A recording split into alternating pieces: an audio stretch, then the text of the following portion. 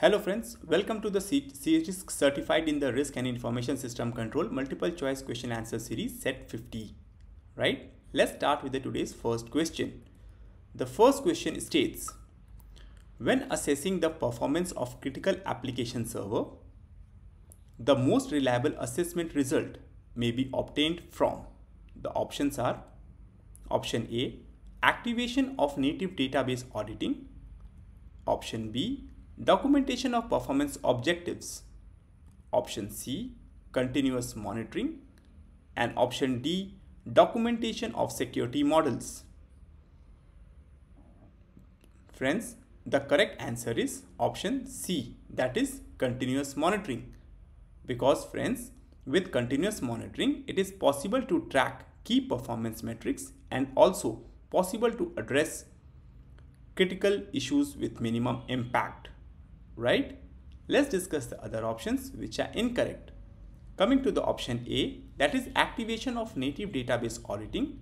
Friends, this option is also incorrect because native database audit logs are good detective control but do not provide the information about the application server performance.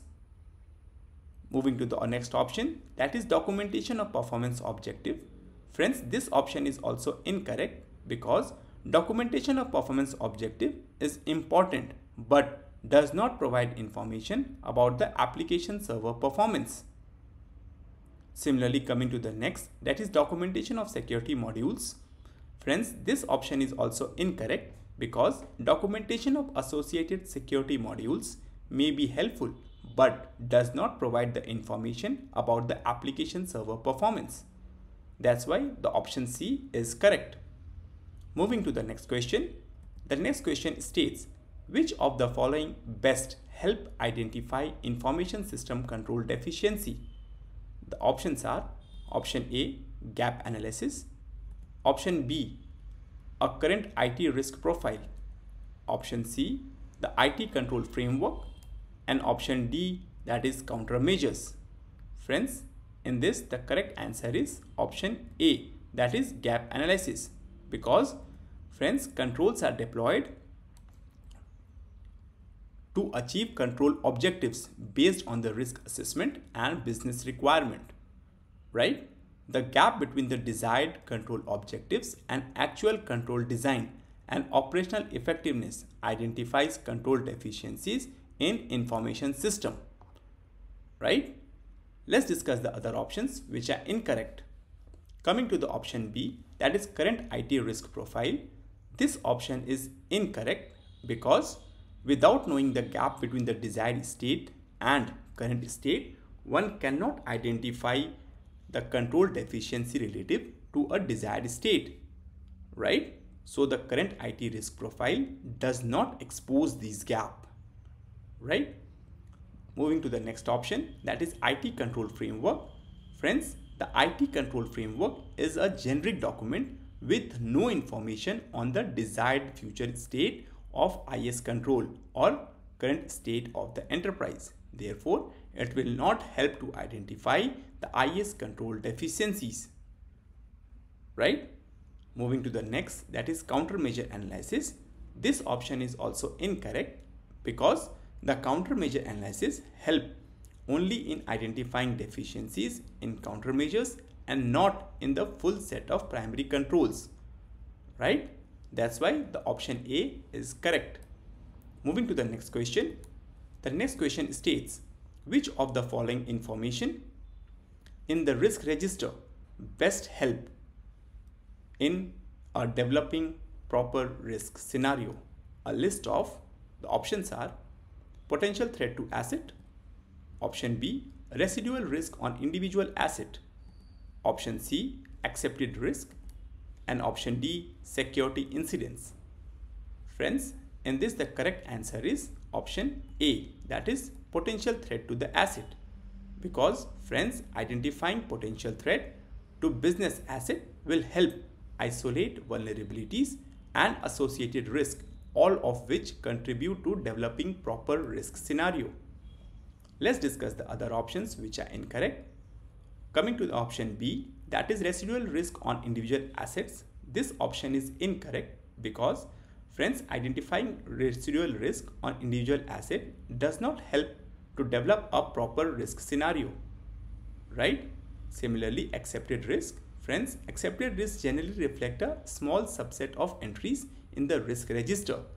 So accepted risk should be included in the risk register to ensure that events continue to be monitored in case of an actual incident alters current acceptance of the risk. That's why this option is also incorrect. Moving further ahead, that is security incidents. Friends, previous security incidents at the enterprise itself or at entities with a similar profile may inspire the inclusion of similar risk scenario in the risk register. However, the best approach to create a meaningful risk register is to capture potential threat on tangible and intangible assets. That's why this option is also incorrect.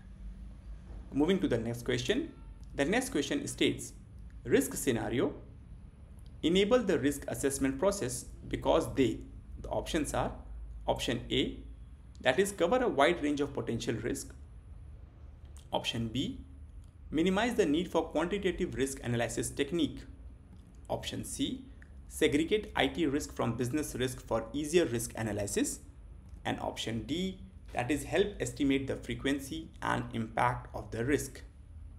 Friends, in this the correct answer is option D, that is help estimate the frequency and impact of the risk. Because friends, while risk scenario may address a wide range of risk scenario help to estimate the frequency and impact of the risk, two key elements of the risk assessment process, right? So these elements aid subsequent steps in risk management by making risk relevant to the business process owners, right? Let's discuss the other options which are incorrect. Coming to the option A, which states cover a wide range of potential risk. This option is incorrect because when used correctly, risk scenario can address a wide range of risk, but this is not always the result. However, the risk scenario always help to address the frequency and impact of the risk, two key element in the risk assessment process, right? Moving to the option B, that is minimize the need for quantitative risk analysis technique. Friends, this option is also incorrect because the risk scenario do not necessarily minimize the need for quantitative risk analysis, right? Similarly, moving to the option C, that is segregate IT risk from the business risk for easier risk analysis. This option is also incorrect because risk scenario can be applied to both IT risk and the business risk, and there is no question of segregating the risk, right? So friends, here we come to the end of set 50. Thanks for watching of multiple choice question and answer series. Stay tuned and please do subscribe to our channel. Thank you.